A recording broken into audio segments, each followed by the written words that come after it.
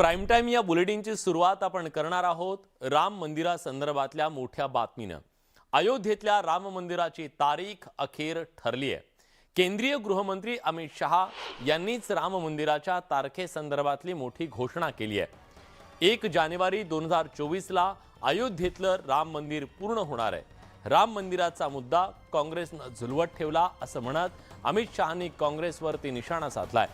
राम मंदिरासंदर्भातील काँग्रेस फक्त कोर्ट कचेऱ्यांमध्ये गुंतून राहिलं, पण सुप्रीम कोर्टाचा राम मंदिराबद्दलचा निर्णय येताच पंतप्रधान मोदींनी भूमिपूजन केलं आणि आता 1 जानेवारी 2024 मध्ये राम मंदिर प्रत्यक्षात येणार आहे। काँग्रेस देशाला स्वातंत्र्य मिळाल्यापासून राम मंदिराच्या मुद्द्याला रोखण्याचा प्रयत्न करत होती। पंतप्रधान नरेंद्र मोदी यांची सत्ता आल्यानंतर सुप्रीम कोर्टाने आपला निर्णय सुनावला आणि भूमिपूजनानंतर मंदिर निर्मितीचं काम सुरू झालं असंही अमित शहा म्हणाले।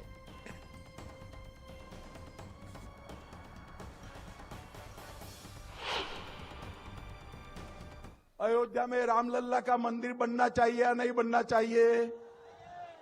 जरा आंट तक बोलो, जोर से बोलना चाहिए या नहीं बनना चाहिए?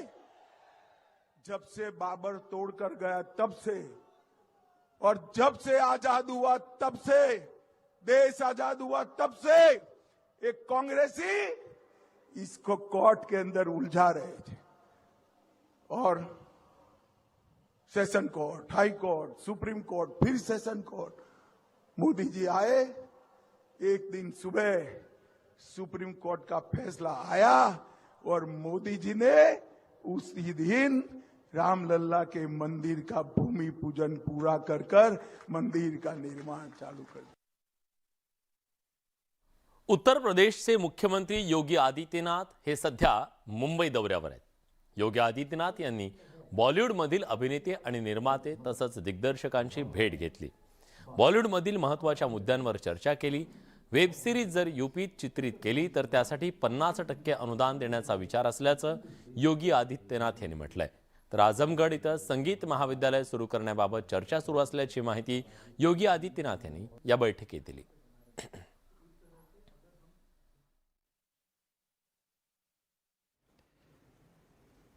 और उत्तर प्रदेश में फिल्म सिटी के निर्माण की भी जो हमारी प्रवर्तमान कार्यवाही है, ये उसी का हिस्सा है। मैं चाहूँगा कि आप लोग उसमें रुचि लें, उत्तर प्रदेश में आए। फिल्म सिटी कैसे होनी चाहिए, आज की जो चैलेंजेस हैं, आने वाले 50 और 100 वर्षों के अंदर टेक्नोलॉजी कहाँ जाने वाली है, उस चुनौती के लिए हम अभी से अपनी तैयारी कर सकें और उसके लिए स्टेट गवर्नमेंट भी पूरा सहयोग आपको करेगी, हर प्रकार से उसे आगे बढ़ाने में योगदान देगी। बार बार आ रही थी कि जो हमारी फिल्म पॉलिसी है यूपी की, उसमें भी वेब सीरीज, जो प्रदेश में निर्मित होने वाली वेब सीरीज है, उसमें भी हम लोग प्रदेश में जो सब्सिडी यूपी के अंदर हम देते थे, तो उसमें भी हम 50% तक सब्सिडी देने की कार्रवाई को आगे बढ़ाने जा रहे हैं और उससे काफ़ी कलाकारों को उससे लाभ होगा। वेब फिल्मों के लिए भी हम लोग प्रदेश में जो लागत का 25% तक की छूट हम उसमें उपलब्ध कराने की दिशा में कार्य करने जा रहे हैं। स्टूडियो और लैब्स के लिए भी प्रदेश में हम लोग 25% तक छूट स्टेट गवर्नमेंट की तरफ से सब्सिडी के रूप में उपलब्ध कराने के कार्य को हम लोग बहुत शीघ्र उसको संशोधित करने जा रहे हैं और उसका लाभ उत्तर प्रदेश में कोई भी डायरेक्टर, एक्टर और प्रोड्यूसर इसका लाभ उत्तर प्रदेश के अंदर ले सकता है इस फील्ड में आकर के। मेरा यही कहना था, ये जो हैशटैग बॉयकॉट बॉलीवुड का जो ट्रेंड कर रहा है उसका बदलना बहुत ज़रूरी है। वो अगर बदल जाए तो बहुत कुछ बदलेगा, क्योंकि वो हमें इम्पैक्ट कर रहा है। यस, कंटेंट भी हमें सुधारना बहुत ज़रूरी है, लेकिन वो हो जाएगा, क्योंकि बिजनेस का सक्सेस या फेलियर होता ही रहता है। सब्जेक्ट्स गलत जाएंगे, लेकिन अगर ये ट्रेंड हट जाए और ये जो स्टिग्मा है वो अगर हट जाए तो बहुत बड़ी बात है। वो मैंने कहा और योगी जी ने ये भी कहा पहले ही कि बॉलीवुड का कंट्रीब्यूशन, हिंदी फिल्म का कंट्रीब्यूशन बहुत रहा है इंडिया के ग्रोथ में, म्यूजिक में, कल्चर में। तो शुरुआत कहीं ना कहीं हुई है and I just pray and to the people also कि ये ट्रेंड बंद कर लीजिए, क्योंकि सारे लोग एक नहीं होते। विचार के साथ साथ अपने उद्गार बताए कि अगर उत्तर प्रदेश में फिल्म सिटी बने तो वो कैसी बने। क्यों? क्योंकि उत्तर प्रदेश एक आध्यात्म का खंड है और भारत का सबसे बड़ा प्रदेश है, तो इसलिए जो भी होगा वहां बड़ा ही काम होगा। हरिओम। उर्फी जावेदच्या अंग प्रदर्शनावरून सुरू झालेल्या वादाला आता राजकीय वळण लागलंय। भाजप महिला प्रदेशाध्यक्ष चित्रा वाघ आणि राज्य महिला आयोगाच्या अध्यक्षा रुपाली चाकणकर या मुद्द्यावरून आमने सामने आल्यात। उर्फीच्या आडून राजकीय संघर्ष पेटल्याचं पाहायला मिळतंय। सोशल मीडिया स्टार उर्फी जावेदवरून राजकीय वाद सुरू असतानाच तिनं आपला एक नवा व्हिडिओ सोशल मीडियावर शेअर केलाय। अभिनेत्री दीपिका पदुकोणच्या भगव्या रंगाच्या बिकिनीवरून वाद रंगलेला असतानाच आता उर्फीनं सुद्धा महिला आघाडीच्या अध्यक्षा चित्रा वाघ यांनी उर्फी जावेदच्या अंग प्रदर्शनाच्या विरोधात आक्रमक भूमिका घेतली आहे। उर्फीवर कारवाई करण्याची मागणी त्यांनी पोलिसांकडे केली आहे। तर याच मुद्द्यावरून चित्रा वाघ आणि राज्य महिला आयोगाच्या अध्यक्षा रुपाली चाकणकर यांच्यात वाकयुद्ध रंगल्याचं पाहायला मिळतंय। चित्रा वाघ यांनी उर्फीच्या मुद्द्यावरून पुन्हा एकदा महिला आयोगावर जोरदार निशाणा साधलाय। एका वेब सिरीजच्या पोस्टरवरून महिला आयोगानं अभिनेत्री तेजस्विनी पंडितला नोटीस दिली होती आणि तोच धागा पकडून वाघ यांनी रुपाली चाकणकर यांना काही प्रश्न विचारले आहेत। मराठी मुलगी, राजकीय भाषेमध्ये म्हणायचं तर महाराष्ट्राची लेक, तिला तात्काळ नोटीस पाठवली। कशासाठी? कारण तिच्या त्या अनुराधा वेब सिरीज साठी तिचं पोस्टर लावलं होतं आणि त्या पोस्टर मधल्या अंग प्रदर्शनाने समाज मनावर विपरीत परिणाम होत होता। चित्रा वाघ यांनी उर्फीच्या निमित्तानं महिला आयोगाच्या अध्यक्षा रुपाली चाकणकर यांच्यावर जोरदार हल्ला चढवलाय। तर राष्ट्रवादी काँग्रेसनं सुद्धा चित्रा वाघ यांच्यावर पलटवार केलाय। फक्त कपाळाला आडवी चीर लावली की आपण सावित्रीमाई नाही होऊ शकत आणि म्हणून तिचे संस्कार जपायला पाहिजे, शिवरायांचा आदर्श जपायला पाहिजे आणि त्याच्यासाठी एकत्र यायला पाहिजे। ती आपली बेछूट तिला परत झालेलं आहे। तुमच्या प्रत्येक मीडियावरती सध्या तिला दाखवत आहेत। 4-4 दिवस झाली एवढी प्रसिद्धी फुकटात। एका जाहिरातीचा खर्च आणि उर्फीच्या प्रसिद्धीचा खर्च तुम्ही काढा ना, म्हणजे तिला तर आयतं कोलीत मिळालेलं आहे आणि चित्रा वाघ वेड्यासारख्या बडबडत आहेत, तुझं थोबडा फोडेल, अमकं फोडेल। अरे किती जणांचे थोबडे फोडणार आहेस तू? अशा मुली तर पावलं पावली तुम्हाला दिसत आहेत। उर्फीवरून चित्रा वाघ आणि रुपाली चाकणकर आमने सामने आले आहेत। अंग प्रदर्शनावरून उर्फीचं थोबाड रंगवणार असल्याचं चित्रा वाघ यांनी म्हटलं होतं आणि त्यावर पलटवार करताना रुपाली चाकणकर यांनी वाघ यांना कायदा हातात घेण्याचा अधिकार नाही, कारवाई करू असा इशाराही दिला होता। आता पुन्हा एकदा चित्रा वाघ यांनी चाकणकरांवर टीकास्त्र डागलंय। उर्फीच्या निमित्तानं या दोन्ही नेत्यांमध्ये चांगलाच वाद रंगल्याचं पाहायला मिळतंय। Bureau report, news 18 Lokmat. राज्यात उर्फी जावेद आणि भाजप नेत्या चित्रा वाघ यांच्यात वाद रंगला। चित्रा वाघ यांनी उर्फी जावेदच्या फॅशनवर आक्षेप घेत कारवाईची मागणी केली, त्याला उर्फीनं देखील सडेतोड उत्तर दिलं। दरम्यान उर्फी पुन्हा एकदा वादात सापडली आहे, चर्चेत आली आहे। तिने भगव्या रंगाचे कपडे परिधान केले, फोटो शेअर केले। बेशरम रंग गाण्यावरचा तिचा हा व्हिडिओ सध्या व्हायरल होतोय।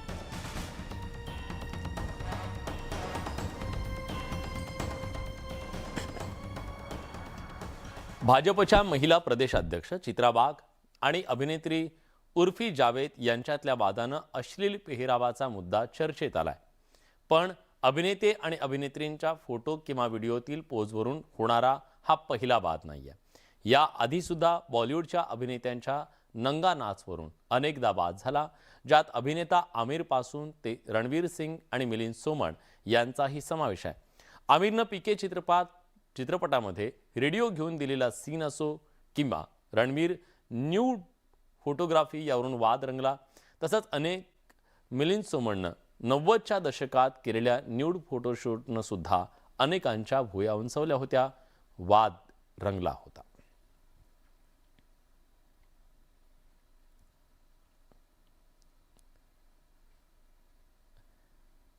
शाहरुख खान आणि दीपिका यांच्या पठाण चित्रपटात सेन्सॉर बोर्डानं 10हून अधिक कट सुचवले। यात बेशरम रंग या गाण्यातील काही दृश्याचा समावेश आहे। चित्रपटातील काही डायलॉग्स आणि दीपिकाच्या काही सीन्सवर सेन्सॉरनं कात्री चालवली आहे। पठाण हा चित्रपट येत्या 25 जानेवारी रोजी प्रदर्शित होणार आहे। बेशरम रंग हे गाणं प्रदर्शित झाल्यापासून हा चित्रपट वादाच्या भोवऱ्यात सापडला।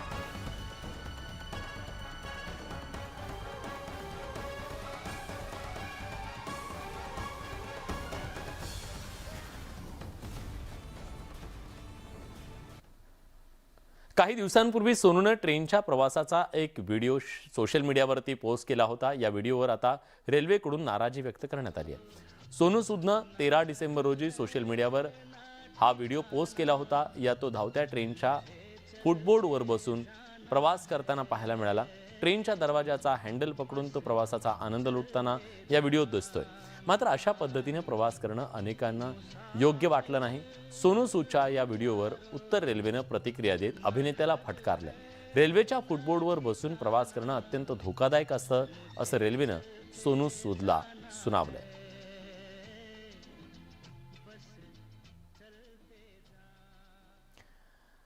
गेल्या काही दिवसांपासून एकनाथ शिंदे देवेंद्र फडणवीस विरुद्ध अजित पवार असा सामना रंगला। शिंदे फडणवीसांना डिवचण्याची अजित पवार एकही संधी सोडत नाहीयेत, तर शिंदे फडणवीसही अजित पवारांना प्रत्येक व्यासपीठावरून सडेतोड उत्तर देत आहेत। गेल्या काही दिवसांपासून जणू काय विळा भोपळ्याचं सख्य वाटावं असे हे नेते एकमेकांवरती हल्ले चढवत आहेत। पण आज पुण्यात एका मंचावर हे तिघे जण आले। महाराष्ट्र ऑलिम्पिक समितीच्या पारितोषिक वितरण सोहळ्यामध्ये हे 3 नेते एका मंचावर आले।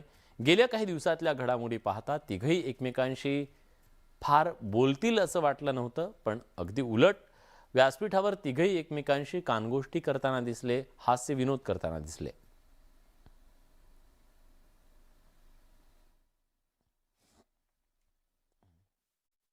एकदा या ठिकाणी आपल्या सगळ्यांना आपलं अभिनंदन करताना एवढंच आपल्याकरता म्हणतो कि बाज की असली उड़ान अभी बाकी है, बाज की असली उड़ान अभी बाकी है, हमारे इरादों का इम्तिहान अभी बाकी है, अभी तो नापी है मुट्ठी भर जमी हमने, अभी तो पूरा आसमान बाकी है, अभी तो पूरा आसमान बाकी है। यामध्ये कुठली चाल कधी करायची, कधी समोरच्याला कसं चितपट करायचं, कधी कुणाला खो द्यायचा, कधी कुठला नेम साधायचा, कधी कुणाची विकेट काढायची, हे सगळं जे आहे हे करावं लागतं। दादा, आपण अपेक्षा व्यक्त केली की 2 वर्षांनी 3 वर्षांनी अशा ऑलिम्पिक स्पर्धा या ठिकाणी व्हाव्यात। मी आपल्याला शब्द देतो, माननीय मुख्यमंत्री महोदय या ठिकाणी आहेत, उपमुख्यमंत्री महोदय आहेत, 2 वर्षांनी पुन्हा आपण अशा स्पर्धा या ठिकाणी घेऊ। तुम्ही अध्यक्ष म्हणून, विरोधी पक्षनेते म्हणून या ठिकाणी हजर राहा। अतिशय यापेक्षाही चांगला दिमागदार कार्यक्रम आपण या ठिकाणी घेऊ। नावात काय आहे असं म्हणण्याऐवजी आता नावात काय नाही असं म्हणण्याची वेळ आली आहे। कारण स्वराज्य रक्षक धर्मवीर नंतर जाणता राजावरून वाद सुरू झालाय। शरद पवारांना जाणता राजा म्हणायला काय अडचण आहे असा सवाल छगन भुजबळांनी उपस्थित केला, तर सत्ताधाऱ्यांनी या मुद्द्यावरून भुजबळांवर तोफ टाकली आहे। स्वराज्य रक्षक, धर्मवीर, जाणता राजा,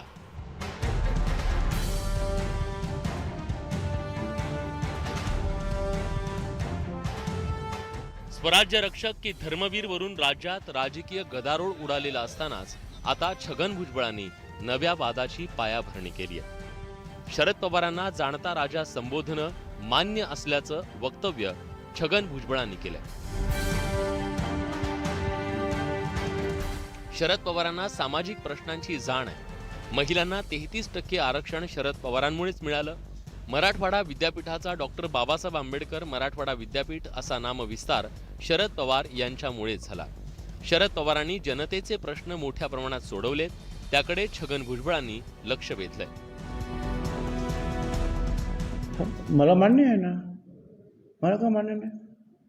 कारण जो राज्यकर्ता असतो त्याला पूर्वीच्या भाषेमध्ये राजाच म्हणत होते। राज्यकर्ता. त्यांनी बाबासाहेब आंबेडकरांचं नाव सरकार गेलं तरी बेहतर, पण बाबासाहेब आंबेडकरांचं नाव मराठवाडा विद्यापीठात दिलंच पाहिजे हा निर्णय त्यांनी घेतला. यालाच जाणता म्हणतात. जाणता राजा काय असतो? जो आपल्या जनतेबरोबर जे आहेत त्यांच्या प्रश्नामध्ये एकरूप होऊन ते प्रश्न प्रामाणिकपणे सोडतो, तो जाणता राजा. जाणता राजा हा शब्द उच्चारल्यावर नेहमीच छत्रपती शिवाजी महाराज डोळ्यासमोर येतात. त्यामुळे छत्रपती शिवाजी महाराजांशिवाय इतर कुणालाही जाणता राजा म्हणणं हास्यास्पद असल्याचा टोला सत्ताधाऱ्यांनी लगावलाय. कोणाला काय म्हणायचं असेल म्हणा. माझं म्हणणं एवढंच आहे की या देशामध्ये जाणते राजे ते एकच, आणि ते म्हणजे छत्रपती शिवराय. बाकी कोणाला आपल्या नेत्यांना काही म्हणायचं असेल तर त्यांनी ते म्हणावं, जनता नाही म्हणणार. स्वराज्य रक्षक आणि धर्मवीर वरून सुरू असलेला वाद अजून संपलेला नाही. त्यात आता छगन भुजबळांच्या वक्तव्यानं पुन्हा ठिणगी पडली आहे. एकंदरीतच नावांवरून सुरू झालेली वादाची मालिका संपणार तर कधी, हा प्रश्न निर्माण झालाय. Bureau report, news 18 Lokmat. Dharmaveer वादावरून उपमुख्यमंत्री देवेंद्र फडणवीसांनी अजित पवारांवर जोरदार हल्लाबोल केलाय. संभाजी महाराज स्वराज्य रक्षक आहेतच, पण ते धर्मवीर सुद्धा आहेत असं सांगताना राजेंना धर्मवीर न म्हणणं त्यांच्या विचारांशी द्रोह केल्यासारखं असल्याची टीका फडणवीसांनी केली आहे.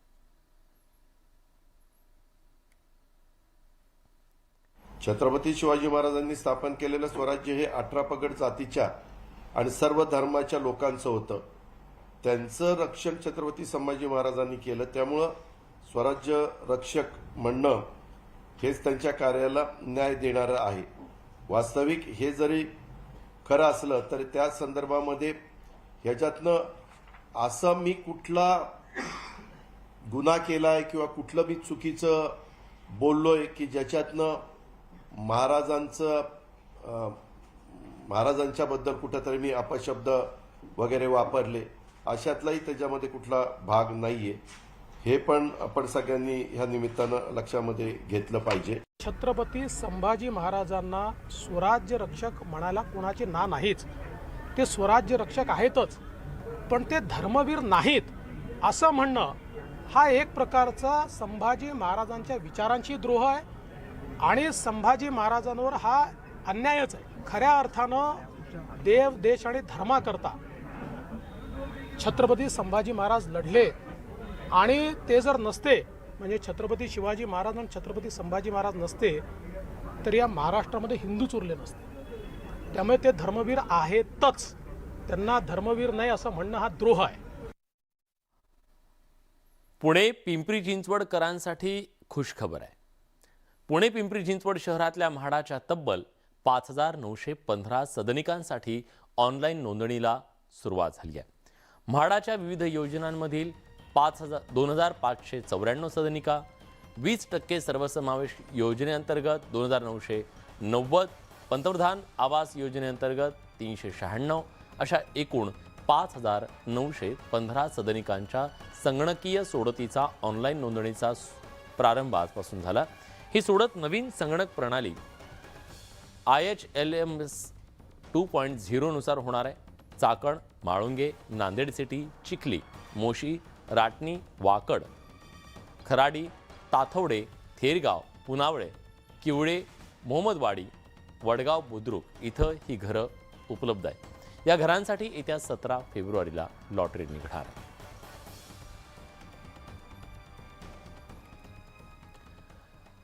अखेर जैन समाजाच्या आंदोलनाला यश आलंय. श्री संमेद शिखरजी हे तीर्थक्षेत्र म्हणून नाही, आता यापुढे कायम राहील. झारखंडमधील पारसनाथ इथं असलेल्या जैन समाजाचं पवित्र तीर्थक्षेत्र संमेद शिखरबाबत केंद्र सरकारनं मोठा निर्णय घेतलाय. केंद्राच्या म्हणण्यानुसार हे पवित्र स्थळ यापुढे पर्यटन क्षेत्र राहणार नाहीये. केंद्रीय पर्यावरण मंत्रालयानं जारी केलेल्या अधिसूचनेमध्ये सर्व पर्यटन आणि इको टुरिझम उपक्रमांवर बंदी घालण्याच्या सूचना देण्यात आल्या. दरम्यान केंद्रानं अधिसूचना जारी केल्यानंतर आंदोलन थांबवावं असं आवाहन जैन मुनी प्रमाण सागर यांनी केलंय.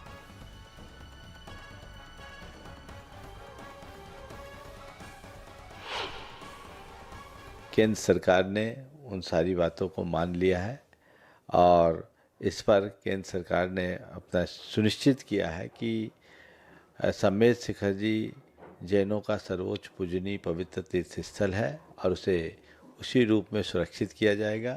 साथ ही इसमें किसी भी प्रकार के मादक पदार्थ एवं नॉन वेज का विक्रय और उपभोग प्रतिबंधित रहेगा. येळकोट येळकोट जय मल्हारच्या जयघोषात भंडारा आणि खोबऱ्याची उधळण करत साताऱ्यातल्या कराड तालुक्यातल्या पालीच्या खंडोबाच्या यात्रेला सकाळपासून सुरुवात झाली. यात्रेला महाराष्ट्र, कर्नाटक आणि आंध्र प्रदेश या राज्यातून लाखोंच्या संख्येनं कुलदैवत असलेल्या पालीच्या खंडोबा यात्रेमध्ये सहभागी झाले. संध्याकाळी गोरज मुहूर्तावरती खंडोबा म्हाळसा विवाह सोहळा लाखो भाविकांच्या उपस्थितीत संपन्न झाला. कोरोना काळानंतर यंदा पहिल्यांदाच यात्रा भरत असून भाविकांमध्ये मोठा उत्साह आहे. प्रशासनाच्या वतीने यात्रेच्या ठिकाणी व्यवस्था चोख ठेवण्यात आली आहे.